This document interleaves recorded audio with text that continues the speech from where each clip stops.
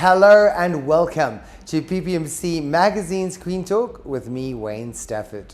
We're coming to you from at Santon Hotel in Santon. And in this episode, we will be profiling and featuring the outgoing Mrs. Universe Africa 2022. Don't go away as we welcome Mpho Mogotsi.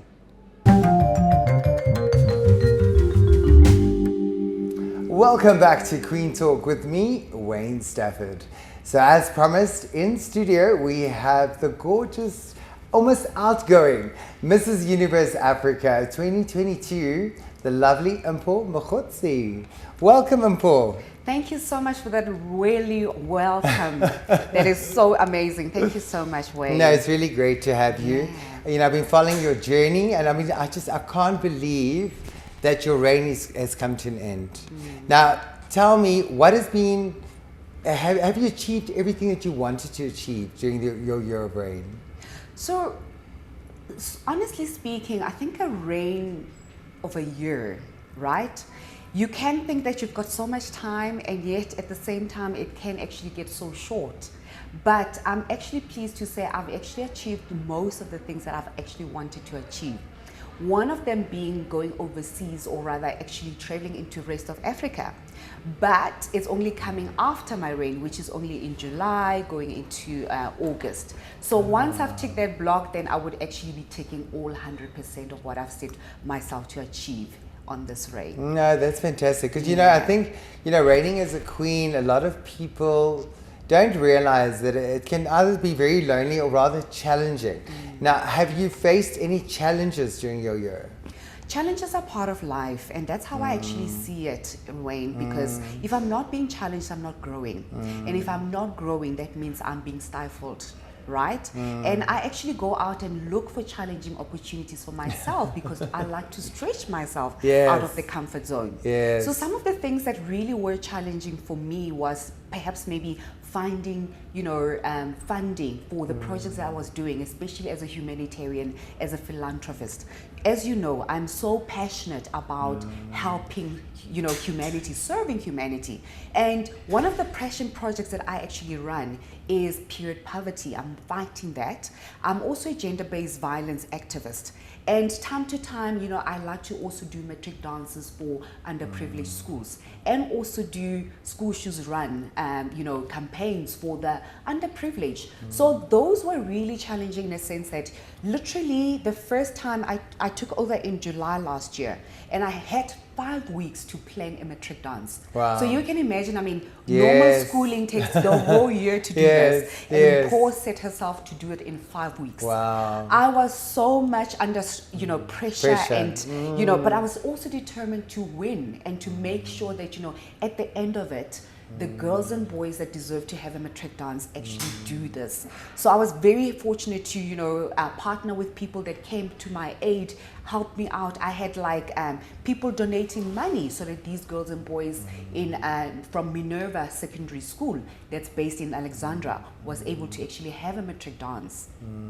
But now, if I think about it now, Mpho, you're a woman that wears many hats. You're a wife, you're a mother, and then you've got all these different initiatives, and then of course the Mrs. Universe Africa title. How did you just balance everything? It's not an easy task. I think, a lot of us, and I've seen other women, we make it seem so effortless. And to some extent it is effortless, but at the same time, it also needs some planning. So when I'm not home, then I need to have my helper and my husband to step into that role so that, whilst I'm juggling other balls, so to speak, and wearing different hats, home front is also, looked after well. Yes. So I'm very fortunate to have such a great team at home. My husband, my helper, those two people for me are the epitome of what creates this phenomenal woman that is called Mpho Mogotsi. Without their help, I think, a lot of things would actually, a lot of those balls, a lot of those hats that I'm wearing would literally fall by the wayside. So having that support system is crucial. And I am so fortunate to have that. Some of my friends as well. Sometimes, I can't even do the school runs because I'm busy doing some humanitarian activity. And they, you know, friends would be like, hey friend, I see that you're busy doing A, B, C, and D. Can I just go and collect the kids? So that for me is really, it. You know, in our language, it says, you know, we have a saying that says, it takes a village to raise a child. Yes. And in my whole network, I've seen people come through for me when I needed help. I've seen people actually rise up and say, you know what, we support you. Do you need anything? So truly speaking, you know, even with those challenges, I always believe that I am supported and I am being led, you know, and because of that, I always feel like things are just effortlessly falling into place. No, that's incredible. I mean, a support system, if you've got that, you're on a winning streak, you know. Absolutely. But now, Mpho, moving along, I think what the viewers also need to know is that Mpho represented Africa on the international platform for the Mrs. Universe pageant, and she placed not only top 25, right? Correct. But she took away the award for top Africa. Absolutely. Tell us a little bit about that. I mean, that must Wow. have been incredible. That was such an incredible opportunity, you know, because entering Mrs. Universe Africa, I was very clear that I want to go and represent my country. And God made it that I don't only represent my country, but the whole continent at an international stage. So that for me was a really big thing, and I didn't take it for granted. I did not take it for granted that it could have been somebody else. So I went there, you know, making sure that I want to represent Africa at its best. And that's why, if you were following my journey, you saw that I had, you know, Wakanda as one of the themes that I had. I was very clear that, you know, I wouldn't go with sleek hair. I would represent a lot of women in Africa that have, you know, big afros, because I wanted to export what Africa, true Africa, is all about. And I think I've done that, because when I got to that Bulgaria, Sofia specifically, I don't know what it was, but it was just so incredible. I made so many friends. I mean, in a room full of 100 women, for one person to stand out, you can imagine what it takes. But I'm very grateful that I stood out and I built such great networks. And even though I didn't win the title itself, but I won the hearts of the people. I won the hearts of the contestants that were with me. And that says a lot about who I am, because for me, truly speaking, winning the hearts of people is at the center of what I actually do. No, but well done. Congratulations. Thank Really you well so done. You're much. right. I did follow your journey. I think you did absolutely incredibly well. And you could see that you were very popular amongst the ladies. Because, I mean, I could see in the photographs, then you were this, Mrs. That, Mrs. That. Africa, where we saw Africa. They called me Africa all day, everywhere. Everywhere I went, it was Africa. I fell in love with that name. I now start to actually adopt it as my own personal attributes, my AKA name, you know.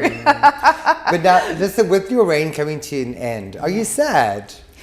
I'm not sad. I think I do understand in life there's a beginning and there's an end.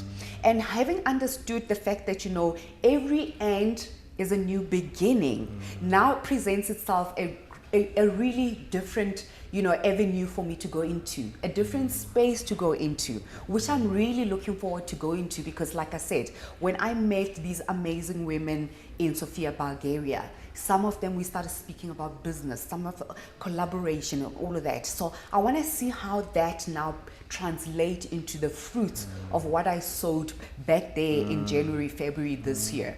So absolutely, I'm so grateful for the platform. I think Bokan truly embodies for me what an African woman is. And for me to have been crowned on her platform and taking on that reign, representing Africa at an international stage, and more importantly, serving humanity. As a philanthropist, as a humanitarian, I couldn't have asked for anything better. Now, I must agree with you, Bukang Manjani Shabalala, a good friend of mine, but I think she definitely is the essence of an African woman personified. Absolutely. And I think what she's doing with the platform and what she's producing is just absolutely incredible. But now Mpho is no stranger to this setup of cameras. She's got her very own TV talk show. Now, firstly, what is the name of the talk show? It's called Come Alive with Mpho Mogotsi. That's it. Come alive. Come alive. Now, what inspired you? What sparked that to start or set up a TV show? So I don't watch TV, Wayne, purely because a lot of the things that I find on TV, I find them to be very far-fetched. You know, normal, ordinary people do not relate to them. So because I don't watch TV, I then decided to be the change you want to see in this environment. I decided to go into the broadcasting field and actually create content that is relevant for society, so that my people, our people, can actually watch something that's going to empower, something that they're going to learn from, and something that will inspire them to live their best life. So Come Alive with Mpho Mogotsi was born because of that. I wanted to inspire, I wanted to, you know, be an instrument of change, not only for the little community that I live in, because Soweto TV actually has 5 million viewers. I was about to ask you now, because it's on Soweto TV. The whole continent. Yes, it's one of the most viewed channels on the South African platform, you know, so that's brilliant. Yeah, and we're reaching so many people, and it's being well received across the whole continent. People are asking for more. Good. In fact, last week, Wednesday, I shot my last episode for season 1. Okay. And now that season 1 is done and dusted, we're looking at shooting for season 2 as well. No, that's incredible. No, but well done, man. Thank you. Because I just want to finally say, you know, or ask you rather, what is next? And I know you mentioned that with all your connections all the contacts rather that you made abroad, and there's a few things that's going to happen after your reign. But just like in a nutshell, what is next for Mpho Mogotsi? Okay. The next is basically something that I'm also working on currently. I've recently been made director for Ekasi Fashion Week. So if you know the current Fashion Week and the Soweto Fashion Week, we are doing one that's not only going to be based in Gauteng, because if you think about it, all these fashion weeks that exist in South Africa, they're mostly based in like your Joburg or Cape Town, you know? So we want to actually go and find raw talent that exists in Ekasi. Ekasi is literally townships, right? And we want to be looking for designers, models, hairstylists, because a lot of times, as you know, our youth cannot find jobs. I want to be that change for them to be able to say, if you can't find an employment, why don't you use your God-given talent and change your environment, change your life about it? So I want to give them opportunities. We're creating this platform for them to be able to showcase what they are all about. And from there, we're going to get scouts and people that will be able to work with these designers and take them to the next level. Exactly. Oh no, well done. I think that's incredible. I mean, I think there's a huge gap for it, and you are right. The talent that we have in our country, but especially in the township areas, is outstanding. It's phenomenal. So well done there, and all the best with that. When is that launching? So we're launching it on the 16th of June. On you did! Exactly. Brilliant. And then more importantly, thereafter, we're actually looking to do a reality TV show where we actually travel and we start to actually showcase them, because like I said, there is so much talent in this country and it's not necessarily being looked at, or it's not given the attention it actually deserves. So I decided, why not actually do that? So we're going to be seeing a lot of that on the next couple of months. No, I couldn't agree with you more. And well done, Mpho. I think you've been a phenomenal queen. And if I think of you handing your crown over, they've got big shoes that they're going to have to fill. But I wish you absolutely everything of the best with all your projects moving forward. And I don't doubt for a second that you're going to be and basically execute it all as Mpho Mogotsi does, to the best of her ability. So well done. Thank you so much, Wayne. Well, there you've heard it from Mrs. Universe Africa 2022, the gorgeous Mpho Mogotsi. So from me, Wayne Stafford, and the PPMC magazine team, until next time, goodbye.